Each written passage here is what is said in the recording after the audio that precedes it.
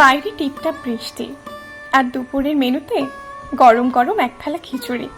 আহ, দিনটা পুরোই জমে যায়, তাই না? আজকে খিচুড়ি রান্না করতে আমি নিয়েছি কয়েকটি তাজা সবুজ সবজি। এই যেমন ধরুন বিন, গাজর, আলু আর ওই পটল। প্রথমে কিছুটা মুগ ডাল শুকনো খোলায় একটু নেড়ে নিলাম। তারপর ভাজা ডালটাকে একটা বাটিতে নিয়ে তাতে কিছুটা জল দিয়ে ভিজিয়ে রাখলাম। এবার কেটে ধুয়ে রাখা সবজিগুলোকে একে একে ভেজে তুলে নেব। প্রথমে আলু, তারপর পটল, আর সবশেষে বিন এবং গাজরগুলোকে আস্তে আস্তে ভেজে নেব।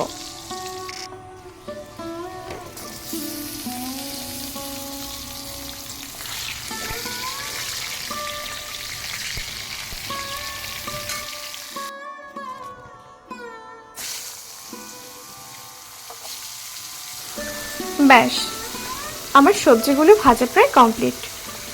এরপর এক কৌটো চাল নিলাম, আর ভিজিয়ে রেখেছিলাম যে ডালটা নিলাম, আর মশলার মধ্যে নিয়েছি টমেটো, কাঁচা লঙ্কা, পেঁয়াজ আর আদা।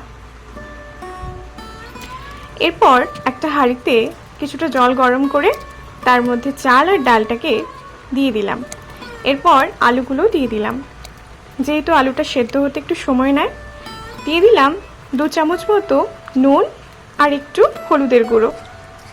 এরপর নিয়েছিলাম মসুরের ডাল, সেটাও দিয়ে দিলাম। এরপর একটা পেস্ট বানিয়ে নেব। তাতে নিয়েছি আদা, জিরে আর একটু দারচিনি।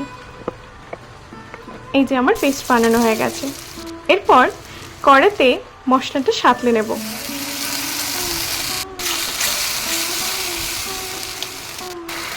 দিয়ে দিলাম অল্প চিনি।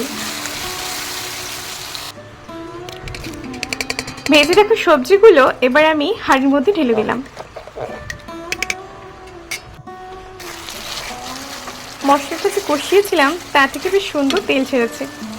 এরপর মশলাটাকেও ঢেলে দিলাম হাঁড়ির মধ্যে।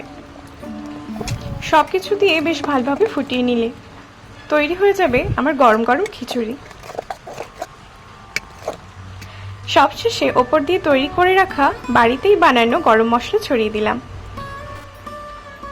এরপর ঘি, লেবু দিয়ে পরিবেশন করে নিলাম গরম গরম খিচুড়ি।